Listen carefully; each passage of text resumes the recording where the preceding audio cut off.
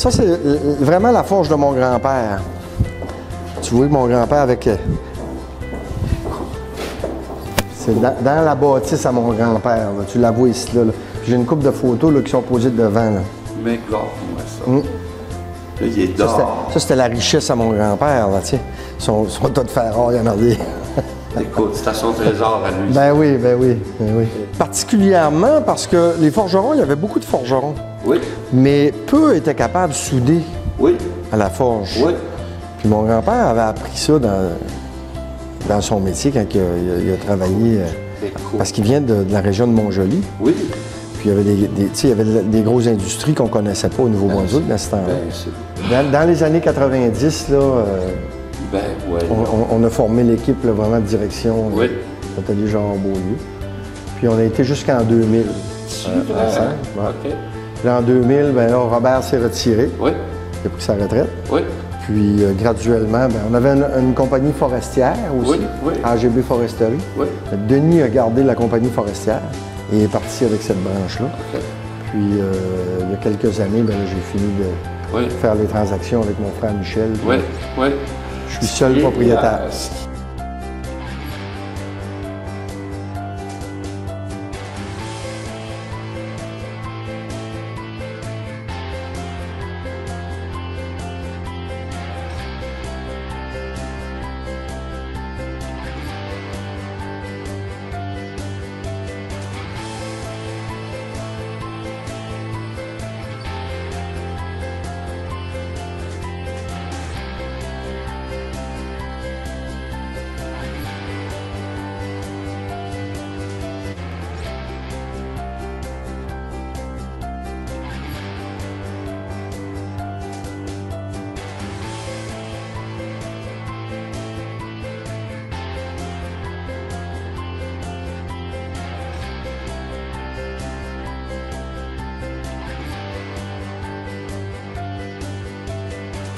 Ces gens-là, ben, ils travaillent beaucoup à dessiner et à préparer nos plaques. Que je t'expliquais, là, du back and forth avec nos clients, ben, ça vient avec Johnny. Là.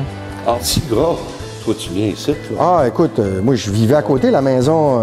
Fait que tu viens voir papa de temps en temps. Ah, on était là, puis là, ils ne voulaient pas nous voir sur le plancher, comprends-tu? On était 8 dans la famille, là, puis 8 bourdons, là. Oui. Ça fait que c'est sûr qu'ils ne voulaient pas nous voir d'un jambes, puis à travers le fer, puis tout ça. Mais c'était plus fort que nous autres, on était tout le temps rendus ici. Puis, on lui volait ses clés pour venir la fin de semaine, pour qu'ils savent. On a fait des projets. Là, on est parti de 3.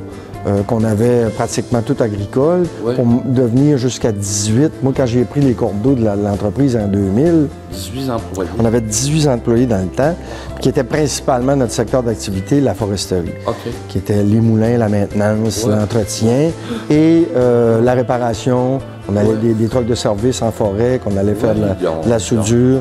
Ça fait que c'était notre secteur d'activité dans les années 2000. Incroyable. Mais déjà là, en 2000, on voyait qu'il y avait une problématique dans le secteur de foresterie. On perdait des clients, des faillites, c'était toutes sortes d'affaires. Fait qu'il y avait un malaise profond qu'on sentait déjà dans les années 2000. Ça se préparait. Fait c'est là qu'on a pris la décision de transformer l'entreprise et de se diriger dans un autre domaine. Mais c'est sûr que tu restes toujours dans des secteurs que tu connais, tu es beaucoup plus à l'aise dans ta zone de confort. Fait que les premiers produits qu'on a choisis, c'est un produit qu'on avait déjà fabriqué, si tu veux, c'était des réservoirs, des tanks. Fait qu'ici, j'ai encore une machine shop. Dans le temps, on avait 5 machinistes à temps plein, mais du fait qu'on a transformé l'entreprise, ça a été un secteur d'activité qui a diminué beaucoup. Là, j'ai un seul machiniste, mais qui est à temps plein et il est très occupé. Lui, il y a de pour nos produits à nous. Fait que, mais on a encore une machine shop. On peut offrir encore le service de machinage. Fait que, comme tu peux voir, ça, c'est des réservoirs qu'on fabrique. Il y en a de toutes les dimensions, les plus petits, les plus grands.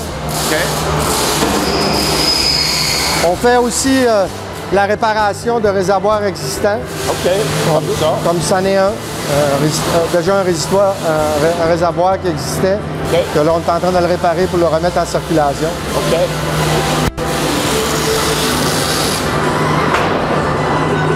Comme tu peux voir, on a beaucoup de stations de travail individuelles parce que nos produits sont de différentes dimensions. Puis souvent, il faut transformer les... Si on va faire des plus gros réservoirs, ben, on va utiliser 2 ou 3 stations. Oui. Si on a besoin de plus de petites stations, on est capable de le faire. Okay. Ça débute par les idées de nos clients, leurs besoins. On va soumettre des premiers esquisses de dessin, puis par la suite, on raffine le dessin jusqu'à ce que ça réponde à ce que le client a besoin. Puis, une fois que c'est approuvé du client, on l'envoie en production, on le coupe, on le transforme. Puis, un produit comme ça peut avoir pris 1 semaine à développer avec du retour au client constamment. Normalement, ça peut demander jusqu'à 5 à 6 dessins différents avant d'obtenir le produit final. Wow! Nos produits qu'on fabrique vont tous passer ici. C'est dans la paint shop. Fait que, et voilà ce que les clients demandent. Puis, ces produits-là vont être livrés au fur et à mesure qu'on les prépare. Okay. Ça fait que la finition est en 3 sections. On a la préparation, la peinture, le séchage qui est à l'autre extrémité.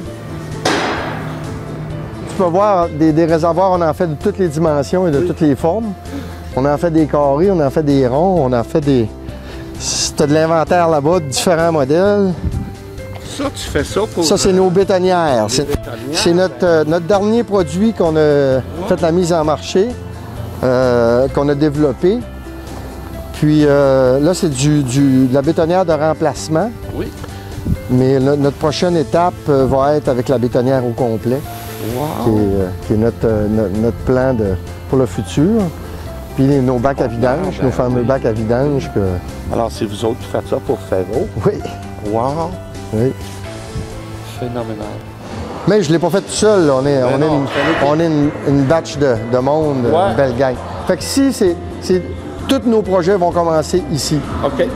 Présentement, on est d'une période plus basse au niveau de la production. C'est pour ça que j'ai moins de monde un petit peu. Là. OK. Mais ça reprend là, tranquillement. Alors, tranquillement. Ça part de la feuille de métal. Toujours de la plaque. Tous nos produits qu'on fait débutent avec de la plaque. De la plaque, elle est coupée, puis on la transforme. On la transforme. Comme tu peux voir, elle est toute montée. Là. Tu as derrière toi là, un projet qui est prêt à être assemblé. Fait que ça, il va être livré au soudeur dans les différentes stations que tu as vues à l'intérieur. Tantôt. Puis, ils vont être assemblés dans les stations. Fait que ça fonctionne tout. Ça, c'est un rouleau. Un rouleau, pour rouler les tynchrons, les réservoirs, les bétonnières. Ça va passer là-dessus. Il y a une coupeuse, plasma, une presse, une autre coupeuse en haut là-bas, parce qu'on utilise l'espace au maximum. C'est vraiment ma priorité. De développer des produits pour le client. Bien sûr. Puis je crois que ça a été une des grandes forces. C'est le secret, effectivement. Au lieu de développer un produit puis de chercher les clients. C'est ça. Là, tu vas voir les clients puis dis-moi ce que tu as besoin. Oui, c'est ça. On va s'organiser pour te le faire. C'est ça. Puis de faire un produit qui fit à leur demande. Ouais.